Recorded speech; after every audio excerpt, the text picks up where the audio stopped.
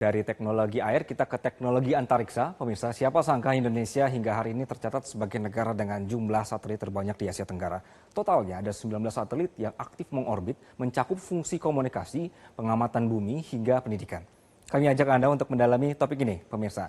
Nah, dominasi Indonesia dalam jumlah satelit ini menunjukkan langkah serius dalam membangun infrastruktur antariksa nasional lewat peluncuran satelit berteknologi tinggi seperti Satria 1 untuk mendukung konektivitas digital di wilayah terpencil. Ini salah satunya, pemirsa. Kita bergeser kemudian. Kita pertama kali punya satelit itu di tahun 1976 hingga yang terbaru adalah Telkomsat 113BT diluncurkan 20 Februari 2024. Dan ini adalah tadi 19 satelit yang kemudian dimiliki oleh Indonesia. Selanjutnya, pemirsa, posisi Indonesia ini menempatkan Indonesia di atas negara-negara tetangga seperti Singapura yang punya 18 satelit, kemudian Thailand dengan urutan ketiga sekitar 12 satelit, dilanjutkan oleh Malaysia 9 satelit, Vietnam dan Filipina masing-masing baru mengoperasikan 3 dan 2 satelit. Satelit-satelit buatan Indonesia bukan cuma ngorbit di langit, tapi juga punya peran penting sekali buat kehidupan sehari-hari. Yang paling terasa adalah soal koneksi. Lewat satelit kayak Palapa dan Satria 1, internet bisa sampai ke daerah-daerah yang susah sinyal, dari sekolah di pegunungan, puskesmas di kepulauan, sampai pos TNI Polri di perbatasan. Jadi meski tinggal di pelosok tetap bisa terkoneksi.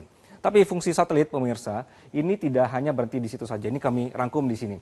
Bahwa satelit juga membantu kita untuk memantau bumi dari atas. Misalnya buat deteksi kebakaran hutan, lacak kapal ilegal, atau lihat perubahan tutupan hutan dan lahan. Ini penting untuk cegah bencana dan jaga lingkungan. Di bidang pertahanan, satelit ini juga ikut main. Pemerintah pakai satelit buat komunikasi militer yang aman dan untuk pemetaan strategis. Bahkan sudah ada rencana besar buat bangun satelit khusus pertahanan biar makin siap jaga wilayah udara dan laut kita. Satelit, pemirsa, ini juga menjadi alat belajar. Beberapa satelit kecil buatan anak negeri, misalnya 8 Tapset, ini dipakai mahasiswa dan peneliti untuk riset antariksa. Jadi bukan cuma untuk negara, tapi juga untuk kasih peluang buat generasi muda belajar teknologi luar angkasa. Singkatnya, satelit bukan cuma benda luar angkasa. Untuk Indonesia, satelit adalah alat buat menyambungkan, mengawasi, dan melindungi, dan juga kasih inspirasi. Nah, pemirsa, selanjutnya kami akan tampilkan ini adalah peta antariksa 2045. Ini adalah rencana strategis jangka panjang yang disusun oleh BRIN sebagai panduan pengembangan sektor antariksa Indonesia sampai di tahun 2045. Tepat saat Indonesia usianya adalah 100 tahun. Nah, jadi peta ini, yang 2 poin ini, pemirsa, ini menjadi arah kebijakan nasional untuk membangun kemandirian teknologi luar angkasa dengan satelit sebagai tulang punggungnya.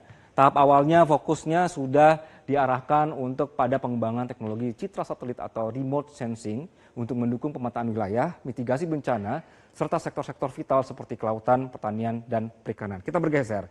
BRIN juga merancang untuk peta antariksa 2045-nya, merancang ekosistem, riset, dan juga industri yang menyeluruh, mulai dari pengembangan satelit, produksi, sampai pembangunan infrastruktur peluncuran. Di proses ini, pemerintah melibatkan pihak swasta dan mitra internasional, misalnya Turki dan India, melalui kerjasama riset, kemudian kerjasama transfer teknologi, dan program magang teknis. Dari sisi kebijakan, BRIN juga tengah mempercepat penyusunan regulasi ruang angkasa dengan pembahasan aktif sejak Maret 2025. Implementasi teknologi awal juga sudah dimulai seperti pemanfaatan drone dan juga remote sensing untuk mendukung operasional pemerintah dan sektor usaha lokal.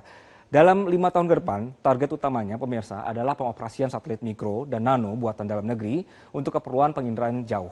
Untuk jangka panjangnya sampai 2045, Indonesia menargetkan mampu meluncurkan dan mengoperasikan satelit sendiri, terus juga memiliki fasilitas orbit nasional dan mengembangkan ruang antariksa sebagai sektor komersil dan pertahanan strategis.